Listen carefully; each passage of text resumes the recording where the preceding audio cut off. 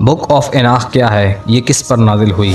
یہ کیوں اتنی پراسرار ہے؟ کیا اس میں آسمانی راستوں کے راز چھپے ہیں اور اسے کیوں دنیا کی نظروں سے چھپا کر رکھا گیا ہے؟ حضرت ادریس علیہ السلام کو بائبل میں اناخ کہا جاتا ہے اور ان پر نازل ہونے والی کتاب بک آف اناخ ہے۔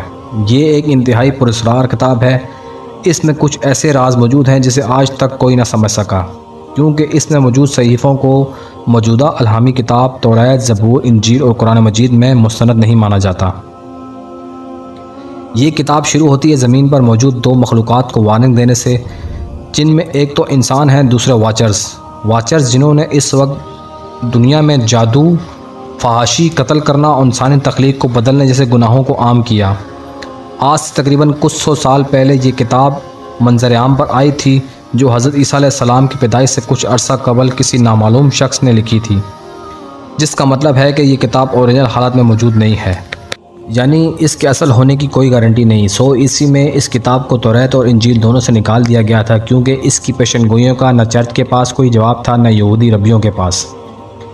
قرآن کریم میں حضرت ادریس علیہ السلام کو اللہ تعالیٰ کا سچا نبی کہا گیا ہے اور آپ کو صابر اور نیک بخت پیغمبر کہا گیا ہے۔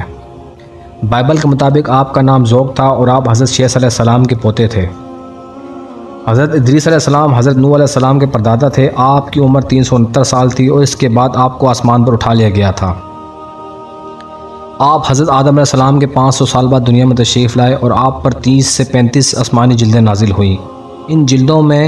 ان جلدوں سے ملتی جلتی معلومات حضرت عیسیٰ علیہ السلام کی پیدائش سے 3000 سال پہلے مٹی کی تختیوں پر لکھی ہوئی ملی، جنہیں سومیرین ٹیبلٹس کہا جاتا ہے، یعنی سومیری تہذیب کے دور کے آثار جو عراق اور اس کے آس پاس کے ملکوں کے درمیان دریافت ہوئے۔ کیونکہ سومیری تہذیب دنیا کی قدیم ترین تہذیبوں میں سے ایک ہے اور اس قوم نے لکھنے کا فن نکالا۔ ان سومیرین ٹیبلٹس کے اندر انتہائی عجیب و غریب قسم کے انسان نما مخلوق کا ذکر ہے، جبکہ بک آف اناخ کے اندر انہیں نفیلیم کہا جاتا ہے۔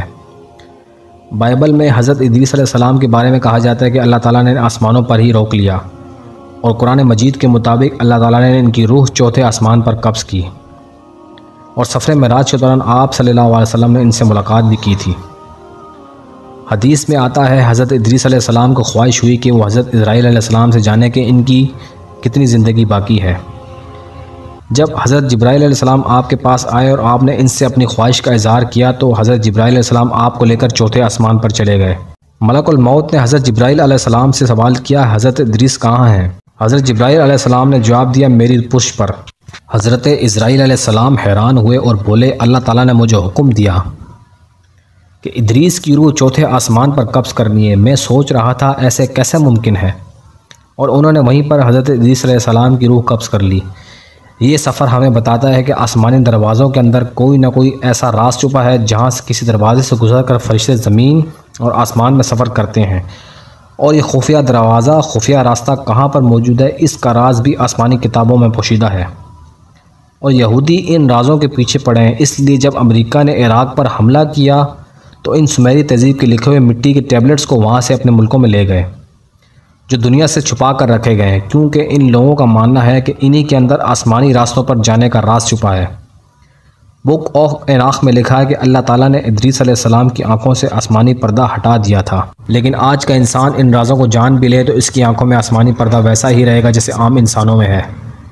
بک آف اناخ میں جنہیں واچرز کہا گیا ہے، بائبل میں انہیں فالن اینجل یعنی آسمان سے گرے ہوئے فرشتے کہا گیا ہے۔ اناخ کے مطابق واچرز کو زمین پر انسانوں کی نگرانی کے لیے بھیجا گیا تھا، لیکن وقت گزرتے ساتھ ساتھ یہ زمین پر رہنے والی حسین عورتوں کے عشق میں مبتلا ہو گئے۔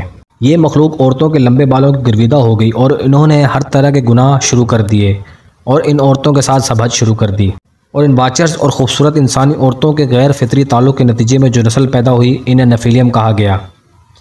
یہ ایک انتہائی خطرناک مخلوق تھی جو انسانوں کے لیے خطرہ ثابت ہوئی۔ یہ دیو قامت نہ صرف وحشی تھے بلکہ آدم خور بھی تھے۔ بک آف اناخ کے مطابق انہوں نے ہی تلواریں، خنجر، ہتھیار بنانا سکھائے تاکہ انسان ایک دوسرے کو مار سکیں۔ ان واچرز نے انسانوں اور جانوروں کا ملاپ کر کے ایسی مخلوق بنائی جس کی کہیں نظیر نہیں ملتی، جس کا ثبوت دنیا کے کئی حصوں سے ملنے والی قدیم مورتیاں ہیں جن کے دھڑ انسانی اور سر جانور جیسا ہے۔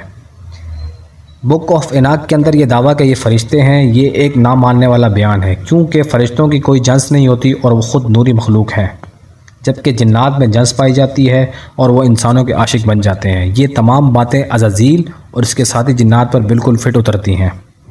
قوم عاد جو حضرت نوح علیہ السلام کی نسل سے تھی، ان کی نسل بھی نفیلیم کی باقیات سے تھی، جن پر اللہ تعالیٰ کی نافرمانی کی وجہ سے دردناک عذاب آیا، کیونکہ ان لوگوں نے حضرت ہود علیہ السلام کا انکار کیا تھا، اور یہ واچر شیاطین تھے نہ کہ کوئی فرشتے تھے، کیونکہ ابلیس ایک جن ہی تھا جس کا نام زمین پر عزازیل تھا، اور اس کے ساتھ زمین پر پھینکے جانے والے جنات ہی تھے، کیونکہ جنات اور انسانوں کا ملاپ ممکن ہے، اور یہ بھی ممکن ہے اس ملاپ سے کوئی ایسی نسل پیدا ہوئی جو جنات کی طرح بہت لمبی اور طاقتور ہو، اور قوم عاد بھی انہی کی نسل میں سے تھی، جنہیں آخر کار دنیا سے ختم کر کے انسانوں کو اصل صورت میں بحال کیا گیا، اور جو جانور نما انسان بچ گئے تھے انہیں طوفان نوح میں ختم کر دیا گیا۔ بائبل اور قرآن میں صاف لکھا گیا ہے کہ انہیں چنے ہوئے جانوروں کو کشتی میں لانے کا کہا گیا، جو اس ملاپ کا شکار نہیں ہوئے اور اپنی اصل صورت میں تھے۔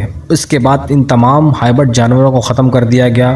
کتاب اناخ میں ایک چیپٹر ہے جسے بک آف پرووربس کہا جاتا ہے، جس میں ایک اہم شخصیت کا قیامت سے پہلے آنے کا ذکر ہے، جسے چنا ہوا اور مسیح کہا گیا ہے، یعنی حضرت عیسیٰ علیہ السلام۔ اس کتاب کے ایک حصے میں آسمانی علوم سے متعلق ذکر ہے، یعنی وہ علم جسے حضرت ادریس علیہ السلام کو دیا گیا، جو اس بات کا اقرار ہے کہ حضرت ادریس علیہ السلام کئی بار آسمانوں کے سفر کر چکے ہیں، کیونکہ اللہ تعالیٰ نے ان کی آنکھوں سے آسمانوں کا پردہ ہٹا دیا تھا۔ اس بک کے 4 حصے 1947 میں فلسطین کے ڈیڈ سی کے پاس سے ملے تھے، اور اس کے دوسرے حصوں میں آنے والے زمانے کی جھلک حضرت ادریس علیہ السلام کو خواب کی صورت میں دکھائی گئی۔ اس کے ایک حصے کو میسج آف اناک کہا جاتا ہے، جس میں گمراہی، اچھائی کے راستے، جنت اور جہنم کے بارے میں اور طوفان نوح کے بارے میں ذکر ہے۔ حضرت ادریس اور ان سے پہلے حضرت شیث اور حضرت آدم علیہ السلام پر اگر کوئی صحیفہ نازل ہوا تو اس کے بارے میں کوئی نہیں جانتا کہ وہ کہاں ہے، اگر ملا بھی تو اس بات کی کوئی گارنٹی نہیں کہ وہ اصلی ہے یا نقلی۔ ناظرین، جہاں تک بک آف اناک کا تعلق ہے تو اس کی تعلیمات قرآن مجید کے خلاف تو ہیں ہی، لیکن ساتھ توریت اور انجیل میں بھی اسے مسترد کیا گیا ہے۔ لیکن جہاں تک شیطانوں کے انسانوں کو بہکانا اور حضرت نوح علیہ السلام کا طوفان، اس کا ذکر اس میں موجود ہے، اور یہ آسمانی کتاب سے میچ کرتی ہے، لیکن یہ کتاب صرف انہی لوگوں کے لیے تھی، اور آج کی تاریخ میں اس کی کوئی حیثیت نہیں ہے، اور قرآن پاک کی وہ واحد کتاب ہے جو انسانوں کے لیے قیامت تک بخشش کا ذریعہ ہے۔ یقیناً آپ کو ویڈیو پسند آئی ہوگی، برائے مہربانی چینل کو سبسکرائب کیجیے گا۔